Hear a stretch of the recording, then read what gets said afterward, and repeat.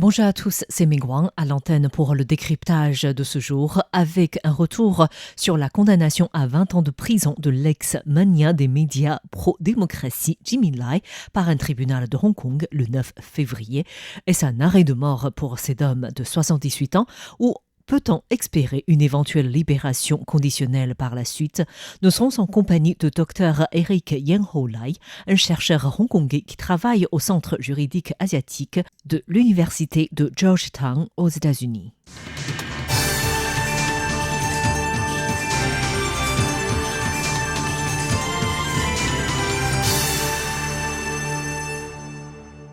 Un tribunal de Hong Kong a condamné lundi Jimmy Lai, figure emblématique du mouvement pro-démocratie à Hong Kong et fondateur du journal Epoch Daily, à 20 ans de prison pour collusion avec l'étranger et publication séditieuse. Cela au titre de la loi sur la sécurité nationale imposée par Pékin en 2020. Cette sentence est en effet la plus lourde depuis l'entrée en vigueur de cette loi.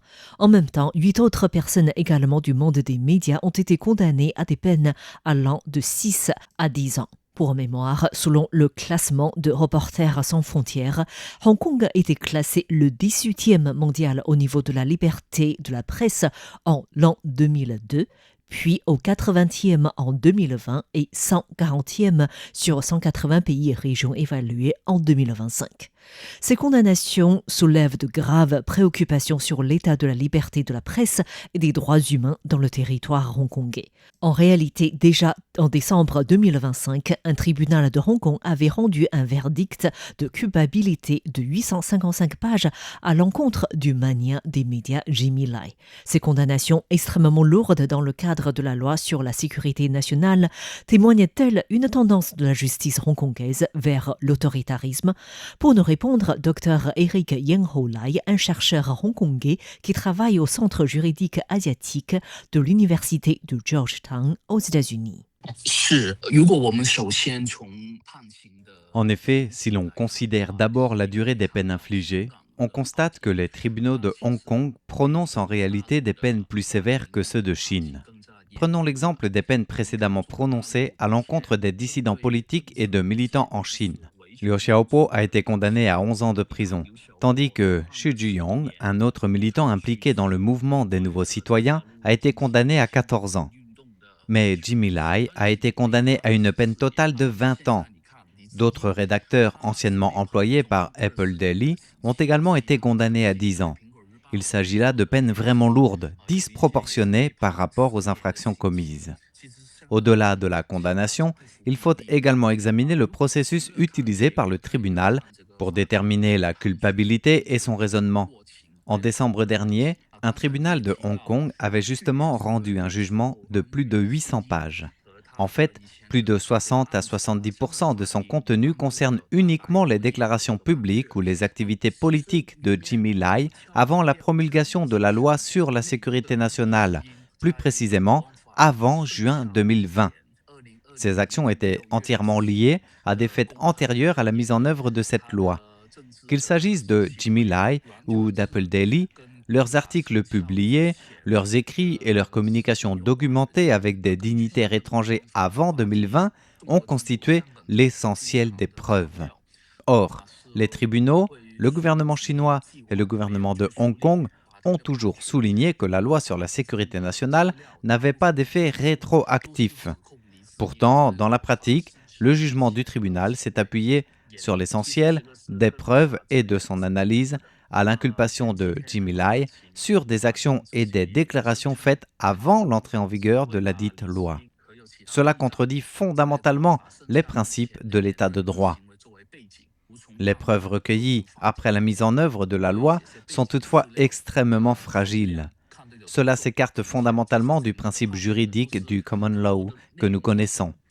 En réalité, les tribunaux de Hong Kong se caractérisent non seulement par des peines sévères et un conservatisme extrême, mais ils se penchent de plus en plus vers l'autoritarisme et s'alignent sur le discours officiel de Pékin. Si l'on examine le jugement rendu l'année dernière dans le cadre de la condamnation de Jimmy Lai, le tribunal a utilisé un langage très imagé pour décrire Jimmy Lai comme un défenseur des valeurs occidentales cherchant à les introduire en Chine.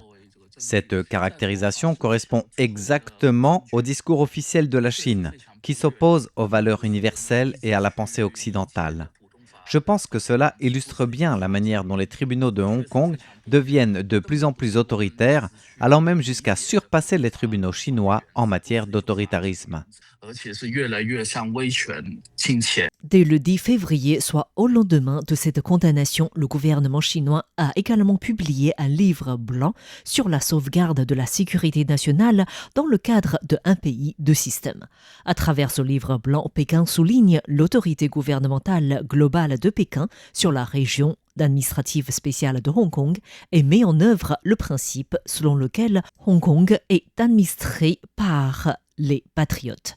Le chef de l'exécutif de Hong Kong, Zhang Li-Kao-cheu, a déclaré le même jour que la peine de 20 ans infligée au fondateur de Next Media, Jimmy Lai, démontrait le respect de l'état de droit et envoyait un avertissement sévère à ceux qui s'associent à des forces extérieures pour porter atteinte à la sécurité nationale. Il a notamment souligné qu'à la fin 2025, plus de 2400 personnes avaient déjà fait l'objet de poursuites judiciaires pour des crimes similaires. Mais un autre volet nécessite également une attention particulière. C'est en effet l'absence d'équité au sujet de la défense de la part de Jimmy Lai devant la loi. C'est un exemple particulièrement frappant. Prenons le cas de Jimmy Lai et d'autres affaires liées à la sécurité nationale à Hong Kong. Est-il possible de bénéficier d'un procès équitable ? Il faut dire que, dans le cadre de la loi sur la sécurité nationale de Hong Kong, c'est le chef de l'exécutif de Hong Kong qui désigne les juges chargés de présider les affaires liées à la sécurité nationale. Il s'agit d'un système judiciaire exceptionnel et spécial. Ainsi, la possibilité pour les accusés d'obtenir une libération sous caution dépend du tribunal, qui doit évaluer le risque que leur libération causerait à la sécurité nationale. La question de savoir si les accusés peuvent être jugés par un jury qui n'est pas déterminé par le système judiciaire, mais par les autorités de la justice qui relèvent du pouvoir exécutif. À l'heure actuelle, aucune affaire de sécurité nationale n'a été jugée par un jury. Ensuite, au sujet de l'avocat, les accusés dans les affaires de sécurité nationale peuvent-ils faire appel à leurs propres avocats ? S'ils souhaitent être défendus par un avocat local, ils peuvent le faire, s'ils en ont les moyens financiers. S'ils ne disposent pas de moyens nécessaires, ils doivent demander un avocat désigné commis d'office. Hong Kong a en effet la tradition pour les accusés de se faire défendre par un avocat basé à l'étranger, en raison de son contexte historique unique. D'ailleurs, dans le cas de Jimmy Lai, en 2022, son équipe d'avocats avait proposé de faire appel à un avocat de la couronne exerçant au Royaume-Uni pour le défendre. Toutes les instances judiciaires de Hong Kong, y compris la cour d'appel finale, ont autorisé Jimmy Lai à engager un avocat étranger pour exercer à Hong Kong dans le cadre de cette affaire. Cependant, après que le tribunal a rendu cette décision et donné son accord professionnel, le gouvernement de Hong Kong et le gouvernement chinois ont exprimé leur désaccord. D'une part, Pékin a eu recours à des moyens judiciaires pour que l'Assemblée populaire nationale interprète la loi sur la sécurité nationale, accordant ainsi au gouvernement de Hong Kong une large autorité pour déterminer si les avocats étrangers pouvaient exercer à Hong Kong dans le cadre des affaires liées à la sécurité nationale. De plus, le gouvernement de Hong Kong a exercé ses pouvoirs en refusant d'accorder un visa de travail à l'avocat chargé de l'affaire de Jimmy Lai. Cela constitue un abus de pouvoir administratif, contournant les décisions judiciaires. Un tel comportement va à l'encontre de notre conception de la séparation des pouvoirs et de l'exercice approprié de l'autorité dans une société démocratique. Il est tout à fait caractéristique d'un mécanisme autoritaire. À la suite de cette condamnation, la communauté internationale comprenant des Américains, des Anglais ou des Allemands a soutenu Jimmy Lai. Cette pression internationale permettra-t-elle d'aboutir à une éventuelle libération conditionnelle de Jimmy Lai pour qu'il ne finisse pas sa vie en prison? Pour nous répondre, Eric Yen-Ho Lai. Nous devons examiner cette question sous deux angles. Premièrement, d'un point de vue historique, nous savons que tout au long du règne du Parti communiste chinois sur la Chine, il est déjà arrivé que des pays occidentaux aient recours à différentes méthodes pour obtenir la libération de dissidents politiques en Chine, par le biais d'une libération conditionnelle ou d'une libération conditionnelle pour raisons médicales. Cependant, depuis l'arrivée au pouvoir de Xi Jinping, il n'y a eu aucun cas de libération anticipée de dissidents chinois. Liu Xiaobo est décédé en prison en 2017. D'autres défenseurs des droits humains et avocats spécialisés dans les droits humains en Chine ont dû purger également de longues peines avant d'être libérés. De ce point de vue, je ne dis pas qu'il n'y a aucune possibilité pour Jimmy Lai et d'autres anciens rédacteurs en chef d'Apple Daily d'être libérés de manière anticipée. Cependant, la trajectoire politique de la Chine ces dernières années ne montre aucun cas précédent de ce type. Deuxièmement, on peut observer que, bien que le président américain Trump ait également fait part de ses préoccupations concernant Jimmy Lai à Xi Jinping l'année dernière, et que récemment, lors de la visite du Premier ministre britannique Keir Starmer à Pékin, celui-ci ait publiquement déclaré avoir fait part à Xi Jinping de leurs profondes préoccupations concernant Jimmy Lai en tant que citoyen britannique et propriétaire d'un journal à Hong Kong. Mais on voit très bien le résultat final de ce procès. Le tribunal a infligé des peines sévères à Jimmy Lai, ainsi que des sanctions sévères aux rédacteurs, éditeurs ou chroniqueurs en chef et à d'autres membres du personnel d'Apple Daily. À la suite de cette condamnation, le gouvernement chinois a également publié un livre blanc sur la sauvegarde de la sécurité nationale dans le cadre de « Un pays, deux systèmes ».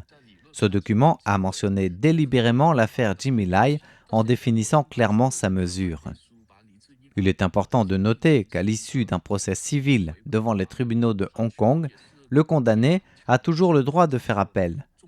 Théoriquement, il est donc possible que la sentence initiale soit annulée. Cependant, la publication de ce livre blanc, qui présente l'affaire Jimmy Lai comme une décision réussie en matière de sauvegarde de la sécurité nationale, envoie un signal très fort. Les autorités chinoises approuvent ce verdict rendu. Pour les pays occidentaux qui cherchent à modifier ce résultat par tous les moyens, les opportunités semblent extrêmement minces du point de vue du gouvernement chinois. Ce dernier ne craint pas les pays occidentaux et ne souhaite pas leur ingérence. Et bien entendu, la question qui inquiète tous, c'est également la liberté de la presse à Hong Kong. Je pense qu'en ce qui concerne la situation actuelle à Hong Kong, la liberté de la presse est gravement affectée depuis l'adoption de la loi sur la sécurité nationale en 2020.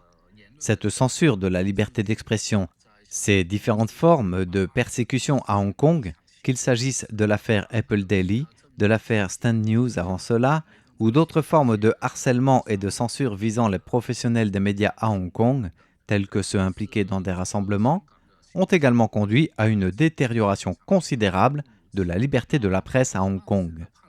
La condamnation prononcée dans cette affaire soulève également une autre question encore plus importante.